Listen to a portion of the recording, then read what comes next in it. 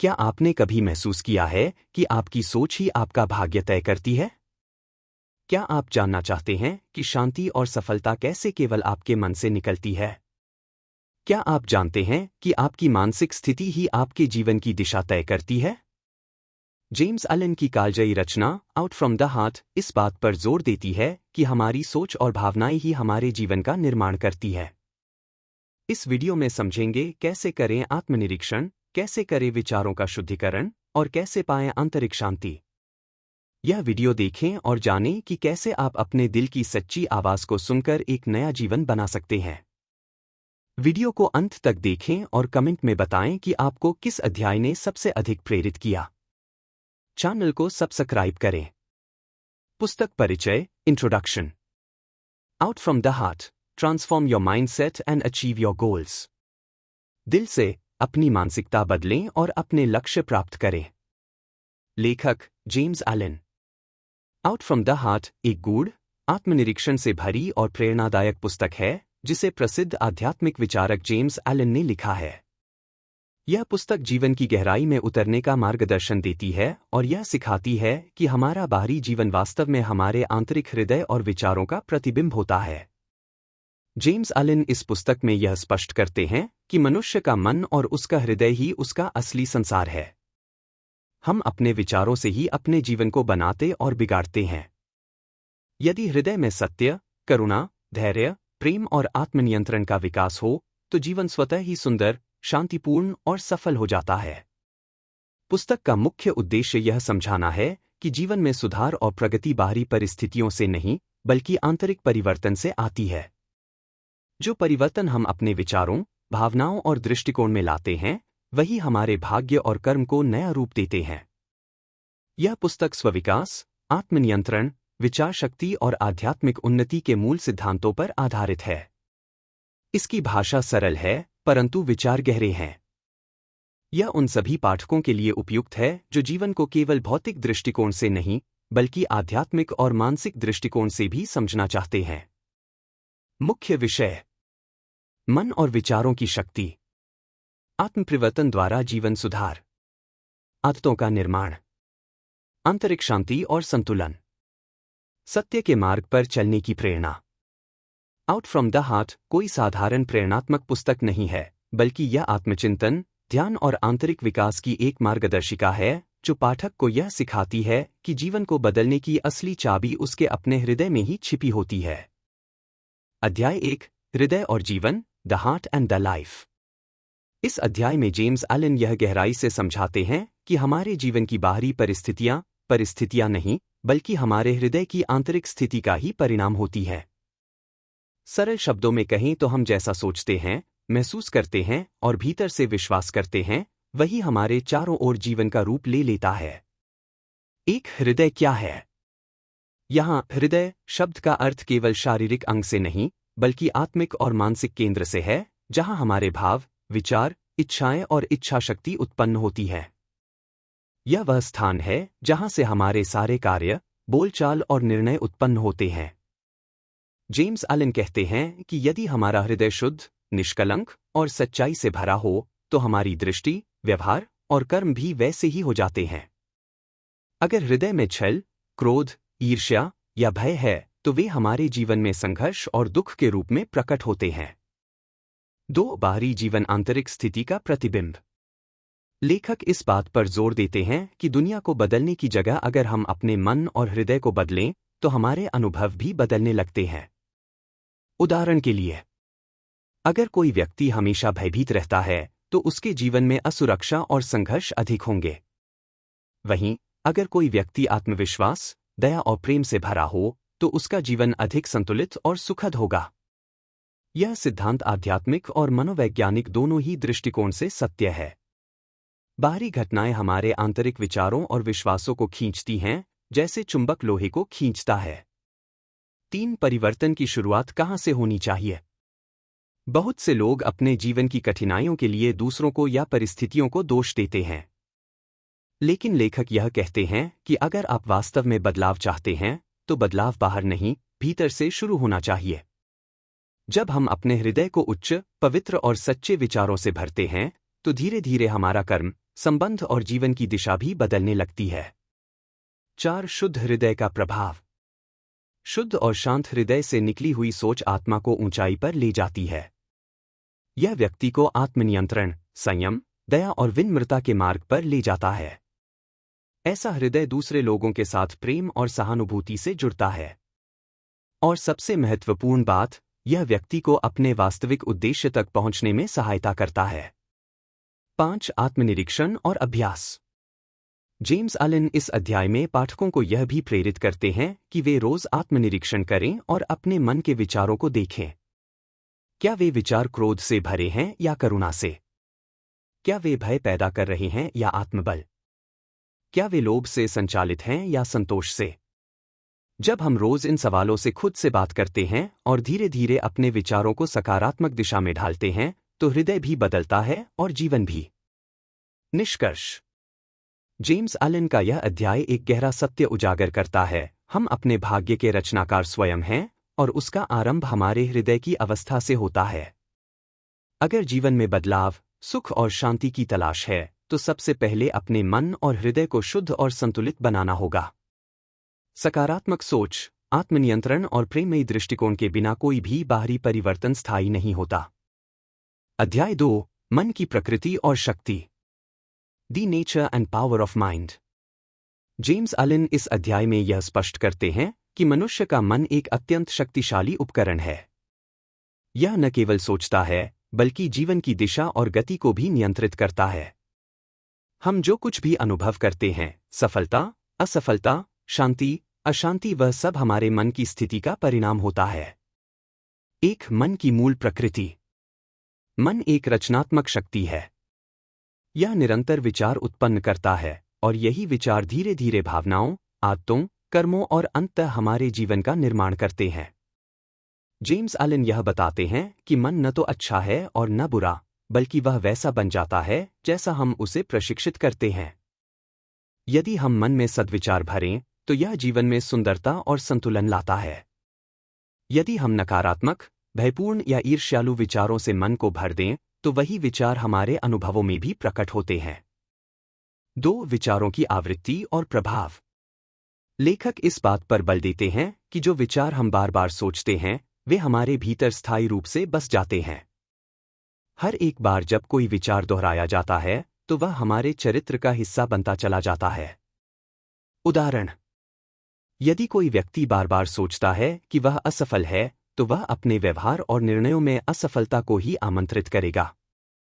वहीं यदि कोई व्यक्ति सोचता है कि वह शांत, सक्षम और योग्य है, तो वही सोच उसका चरित्र बन जाएगी और उसी दिशा में जीवन आगे बढ़ेगा। 3. मन का हमारे चरित्र और भाग्य पर प्रभाव। जेम्स अलेन कहते हैं कि हमारा मन ही हमारे चरित्र का शिल्पकार है। हम जैसा सोचते हैं, वैसा ही बनते जाते हैं। विचारों के लगातार दोहराव से एक आदत, और आदत से चरित्र बनता है, और अंततः वही भाग्य का निर्धारण करता है। इसलिए यदि कोई व्यक्ति अपने भविष्य को बदलना चाहता है, तो उसे सबसे पहले अपने विचारों को बदलना होगा। 4. नकारात्मक बनाम सकारात्मक मन। लेखक यह स्पष्ट करते हैं कि मन को अविकसित अवस्था में छोड़ दिया जाए तो वह नकारात्मक, असंयमित और अस्तव्यस्त हो जाता है। लेकिन यदि उसे संयमित किया जाए, सकारात्मक सोच से पोषित किया जाए, तो यह जीवन को नई ऊंचाइयों पर ले जा सकता है। नकारात्मक मन संदेह करता है, डर पैदा करता है, आत्मविश्वास तोड़ता है, दूसरों को दोष देता है। सकारात्मक और संयमित मन आत्मबल बढ़ाता है, निर्णय क्षमता को स्पष्ट करता है, कर्मठता और आत्मनिष्ठा को जन्म देता है, आत्मा में स्थिरता और शांति लाता है। 5. मन को प्रशिक्षित करने की आवश्यकता। जेम्स अलेन मन को एक बगीचे की तरह मानते हैं। अगर हम उसमें नियमित रूप से सत्य, प्रेम, धैर्य, करुणा और उत्साह के बीज बोते रहें, तो वह सुंदर फल और फूल देगा। लेकिन अगर उसे खुला छोड़ दें, तो उसमें घास-फूस, जंगली विचार और विकृत इच्छाएं उगने लगती हैं। इसलिए मन को रोज सजगता, आत्मनिरीक्षण और अभ्यास से प्रशिक्षित करना जरूरी है। 6. मन की शक्ति से जीवन में चमत्कार। जेम्स अलेन का यह संदेश बहुत सीधा है यदि आप मन की शक्ति को समझें और उसे नियंत्रित करें, तो आप जीवन में कुछ भी प्राप्त कर सकते हैं। मन ही व्यक्ति को गुलाम बनाता है या स्वामी? वही व्यक्ति को नीचे गिराता है या ऊंचा उठाता है? मन पर नियंत्रण पाने वाला व्यक्ति न केवल अपने भीतर शांत होता है, बल्कि वह अपने आसपास की दुनिया को भी सकारात्मक रूप से प्रभावित करता है। निष्कर्ष: यह अध्याय पाठक को यह गहराई से सिखाता है कि मनुष्य का असली भाग्य, शक्ति और सफलता उसके अपने मन में ही छिपी है। मन को जागरूकता और अभ्यास से बदलना संभव है। सकारात्मक सोच से जीवन की दिशा बदली जा सकती है। अपने विचारों के स्वामी बनकर ही हम आत्मिक उन्नति और जीवन की पूर्णता प्राप्त कर सकते हैं। अध्याय 3: आदतों का निर्माण। Formation of habit.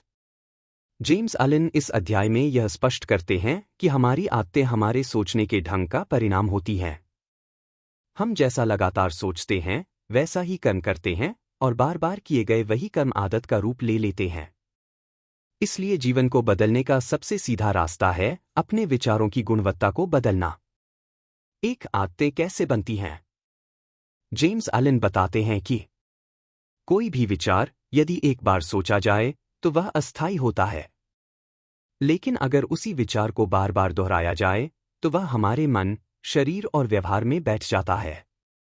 यही दोहराया गया विचार जब कर्म में परिवर्तित होता है और वह कर्म लगातार दोहराया जाता है तो वह आदत बन जाती है। उदाहरण के लिए, अगर कोई व्यक्ति रोज सोचता है कि वह असहाय है तो वह निर्णय लेने से डरने लगता है। धीरे धीरे वह निर्णय न लेने की आदत बना लेता है और उसका व्यक्तित्व कमजोर बन जाता है। इसके विपरीत, अगर कोई व्यक्ति रोज सोचता है कि वह आत्मविश्वासी है और छोटे छोटे निर्णय लेना शुरू करता है तो साहस और नेतृत्व की आदत बन जाती है। 2 अच्छी और बुरी आदतों की जड़ विचार। जेम्स अलिन कहते हैं कि अच्छी और बुरी आदतें किसी बाहरी परिस्थिति से नहीं बनती, बल्कि वे हमारे भीतर ही पैदा होती हैं, हमारे विचारों से। अच्छे विचार जैसे सत्य, धैर्य, प्रेम, सेवा और आत्मबल जब बार बार मन में आते हैं तो सकारात्मक और उन्नत आदतें बनती हैं। नकारात्मक विचार जैसे ईर्ष्या, भय, क्रोध, आलस्य, निराशा से विनाशकारी आदतें बनती हैं जो धीरे धीरे जीवन को नीचे ले जाती हैं। 3 आदतें भाग्य को कैसे बनाती हैं? जेम्स अलिन का यह मानना है कि आदतें ही हमारे भाग्य का निर्माण करती हैं, क्योंकि जो हम हर दिन करते हैं वही हमें बनाता है। अगर आपकी आदतें सुव्यवस्थित, अनुशासित और प्रेरणादायक हैं, तो आप सफलता, शांति और स्थिरता के रास्ते पर चलते हैं। लेकिन अगर आपकी आदतें अस्तव्यस्त, आलसी और प्रतिक्रियात्मक हैं, तो आप जीवन में हमेशा बाधाओं और पछतावे में फंसे रहते हैं। इसलिए लेखक बार बार इस बात पर जोर देते हैं कि विचारों को शुद्ध और जागरूक बनाए बिना आदतों को बदला नहीं जा सकता। 4 पुरानी आदतें कैसे बदलें? जेम्स अलिन स्वीकार करते हैं कि पुरानी आदतों को तोड़ना आसान नहीं होता, लेकिन यह असंभव भी नहीं है। इसके लिए 3 बातें आवश्यक हैं। जागरूकता। पहले यह पहचानें कि कौन सी आदत आपको नुकसान पहुंचा रही है। दृढ़ संकल्प। उसे बदलने का संकल्प लें और विकल्प सोचें।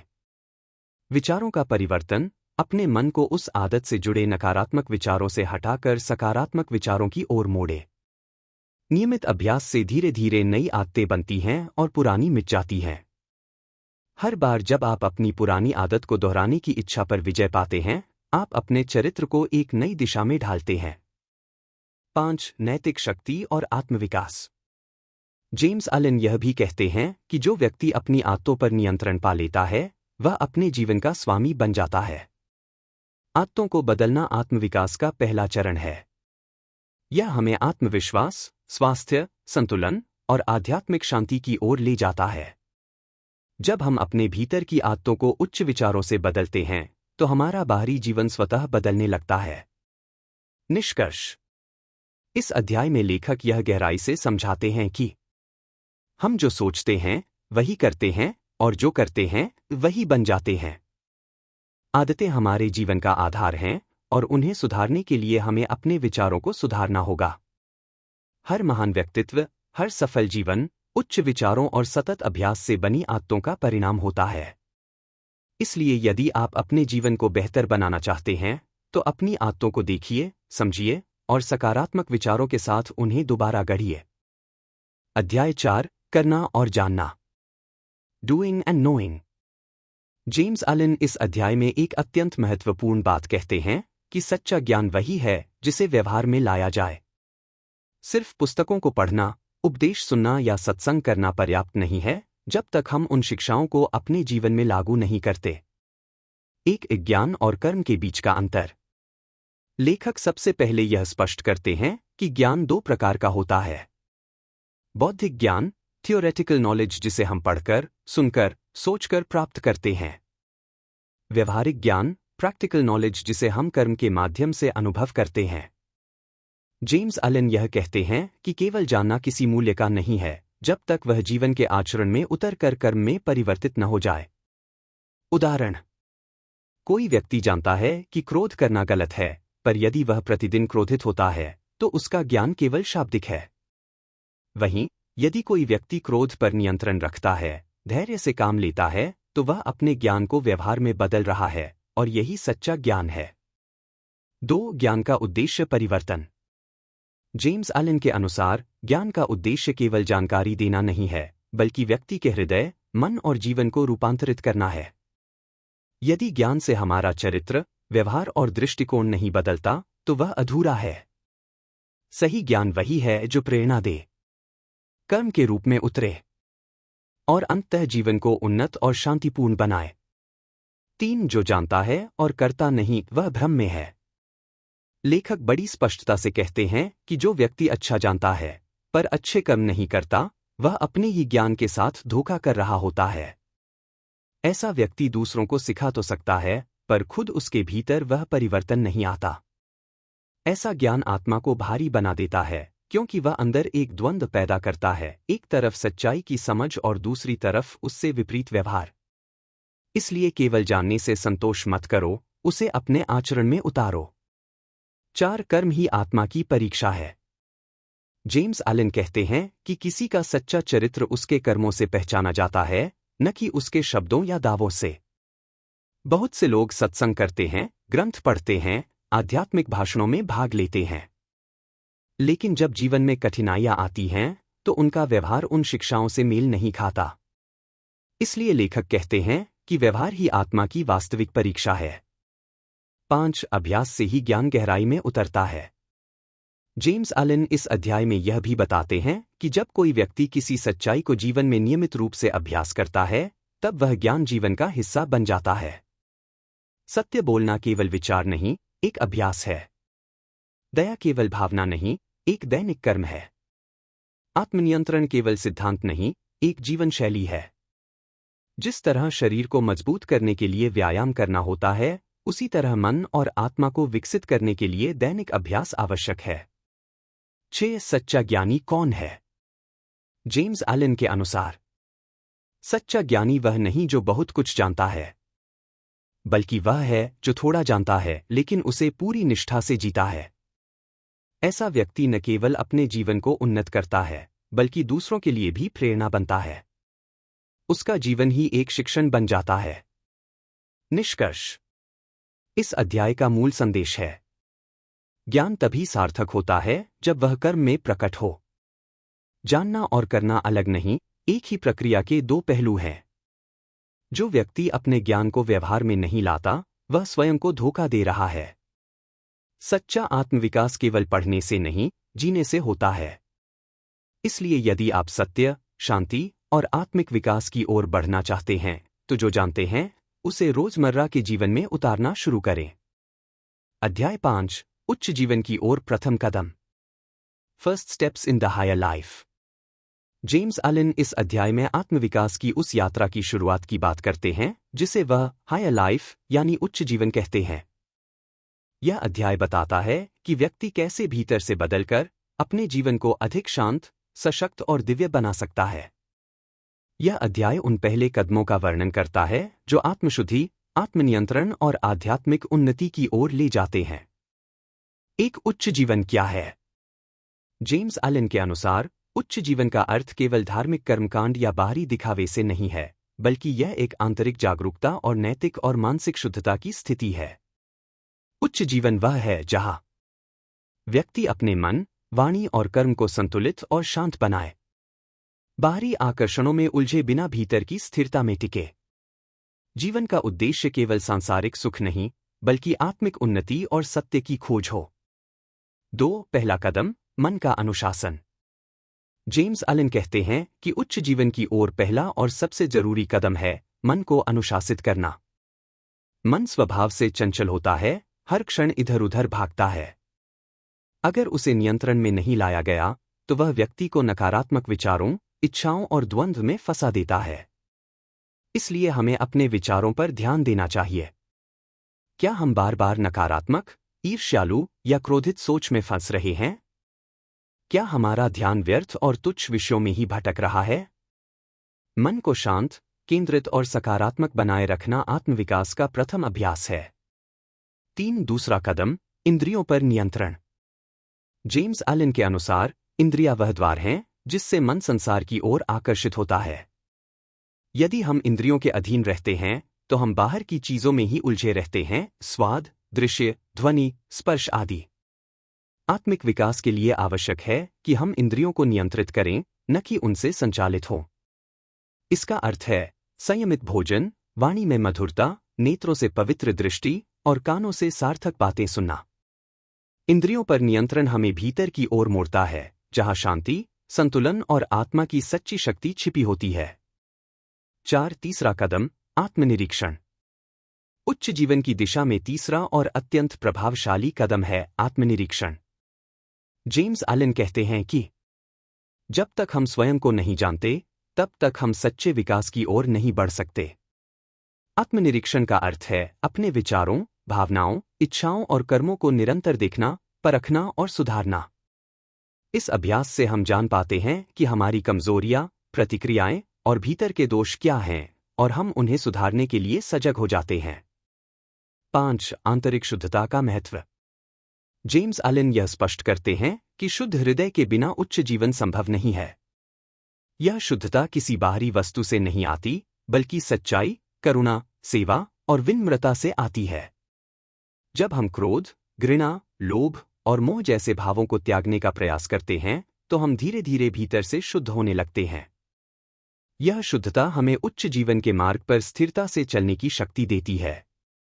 6. नम्रता और धैर्य उच्च जीवन के साथी।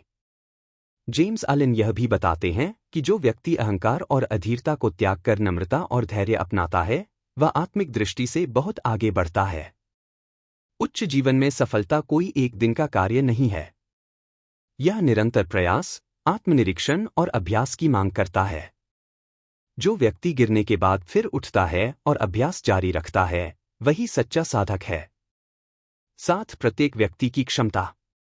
लेखक यह प्रेरणा भी देते हैं कि हर व्यक्ति में उच्च जीवन की ओर बढ़ने की क्षमता है। चाहे कोई कितना भी साधारण क्यों न हो, अगर वह ईमानदारी से अभ्यास करे, विचारों को शुद्ध करे और सच्चाई का अनुसरण करे, तो वह भी दिव्यता और आत्मिक ऊंचाई प्राप्त कर सकता है। निष्कर्ष।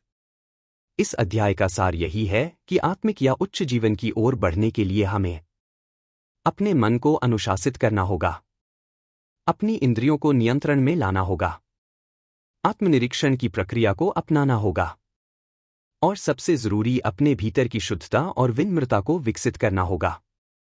जेम्स एलन यह विश्वास दिलाते हैं कि यह मार्ग कठिन जरूर है, लेकिन जो इस पर चलता है वह सच्ची शांति, आनंद और ज्ञान को प्राप्त करता है।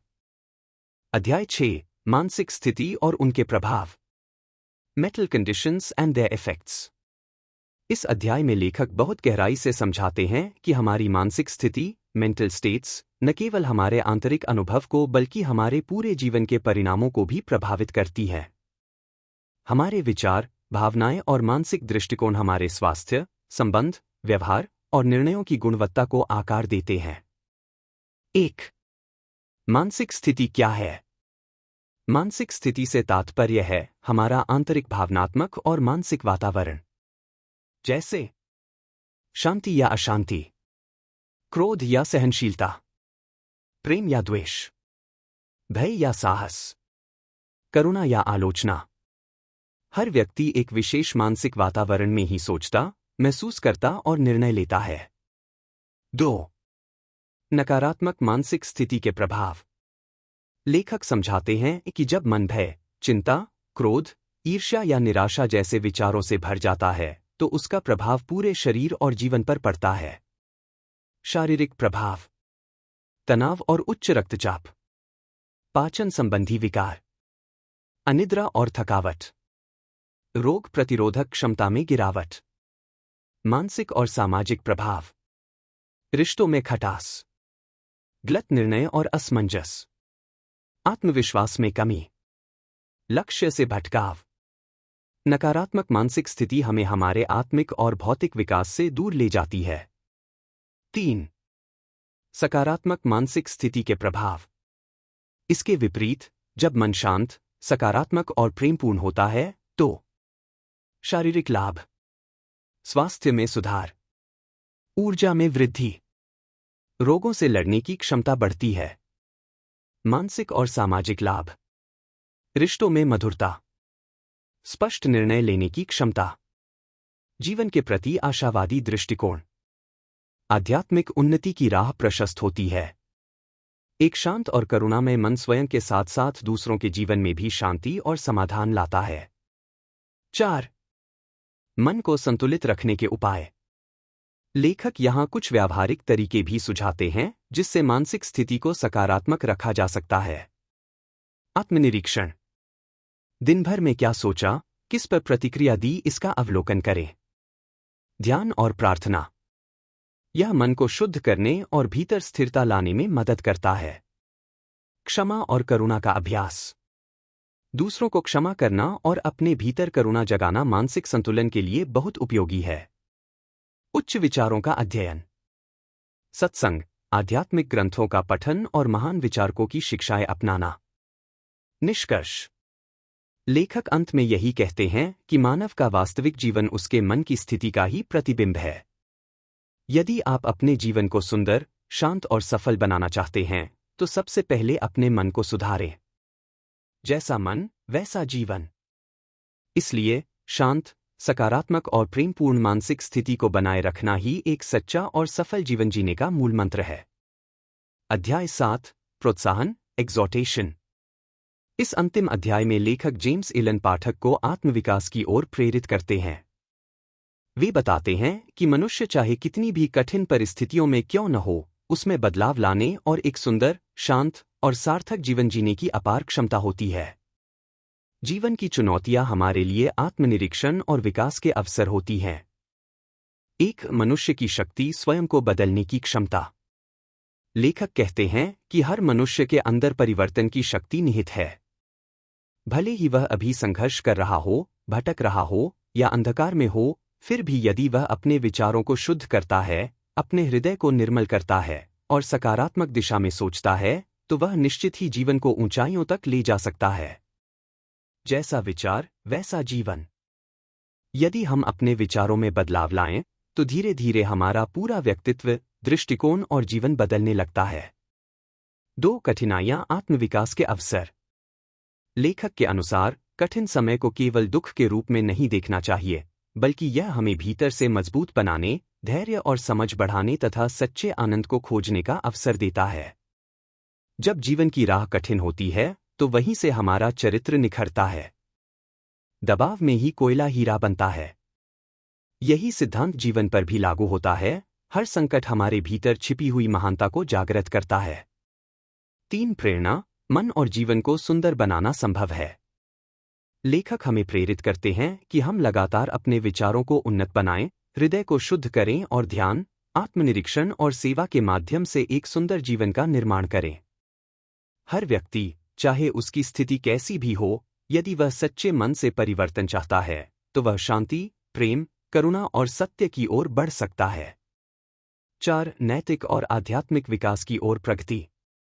सच्चा विकास केवल भौतिक या मानसिक नहीं होता, बल्कि आध्यात्मिक चेतना के विकास से होता है।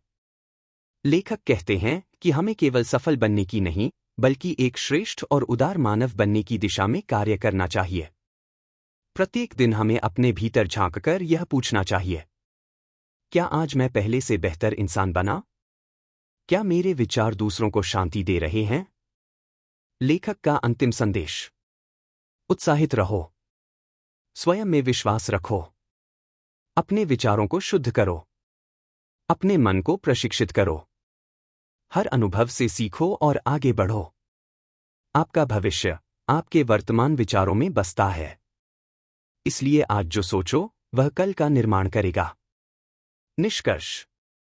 यह अध्याय एक सकारात्मक और प्रेरणादायक समापन है जो पाठक को बताता है कि जीवन का सौंदर्य हमारे भीतर है। हर व्यक्ति के पास यह शक्ति है कि वह अंधकार से प्रकाश की ओर यात्रा करे, मन को संवार कर जीवन को महिमामंडित करे। अंतिम निष्कर्ष, final conclusion. Out from the heart पुस्तक हमें यह सिखाती है कि हमारा जीवन हमारे विचारों का प्रतिबिंब है। इस पुस्तक में जेम्स एलन ने यह गहराई से स्पष्ट किया है कि हमारे मन की शक्ति इतनी प्रभावशाली है कि वह हमारे चरित्र, आदतें, निर्णय और पूरे जीवन की दिशा को निर्धारित करती है। यह पुस्तक हमें एक साधारण लेकिन शक्तिशाली सत्य से परिचित कराती है, यदि हम अपने विचारों को नियंत्रित और सकारात्मक बना लें, तो हम अपने जीवन को भी सुंदर, शांत और सफल बना सकते हैं। प्रमुख शिक्षाएं। एक, मन का स्वभाव और उसकी शक्ति। हमारा मन ही जीवन का निर्माता है। जैसा सोचेंगे वैसा ही बनेंगे। 2, आदतों का निर्माण। विचारों की पुनरावृत्ति से आदतें बनती हैं। अच्छी आदतें जीवन को श्रेष्ठ बनाती हैं। 3, ज्ञान का आचरण। केवल जानना पर्याप्त नहीं, उस ज्ञान को जीवन में उतारना ही सच्चा ज्ञान है। 4, आत्मविकास की शुरुआत। आत्मनियंत्रण, इंद्रिय निग्रह और आत्मनिरीक्षण से आध्यात्मिक यात्रा शुरू होती है। 5, मानसिक स्थितियां और प्रभाव। हमारे मन की स्थिति हमारे स्वास्थ्य, संबंधों और कर्मों पर सीधा असर डालती है। 6, प्रेरणा और प्रयास। हर व्यक्ति में परिवर्तन की क्षमता है। कठिनाइयां आत्मविकास का अवसर हैं। यह पुस्तक न केवल मन की शक्ति को उजागर करती है, बल्कि यह भी सिखाती है कि आत्मसंयम, सकारात्मक सोच और सतत अभ्यास से हम उच्च जीवन जी सकते हैं। यह हमें कर्म, आत्मा, विचार और भावनाओं के बीच गहरे संबंध को समझने का अवसर देती है। अपने हृदय से बाहर निकलो, यही इसका मर्म है। बाहर की दुनिया को बदलने से पहले भीतर की दुनिया को बदलो, क्योंकि वहीं से सब कुछ शुरू होता है। यदि हृदय शांत है तो जीवन शांत है। यदि विचार श्रेष्ठ हैं तो भविष्य उज्ज्वल है। यह पुस्तक उन सभी के लिए मार्गदर्शक है जो सच्चा मानसिक, नैतिक और आध्यात्मिक विकास चाहते हैं। अगर इस वीडियो ने आपकी सोच को छुआ है तो नीचे कमेंट करके जरूर बताएं कि आपको कौन सी बात सबसे ज्यादा प्रेरक लगी। और हाँ, चैनल को सब्सक्राइब करें और ताकि आप कुछ भी मिस न करें। याद रखें, आपका भविष्य आपके विचारों में छुपा है।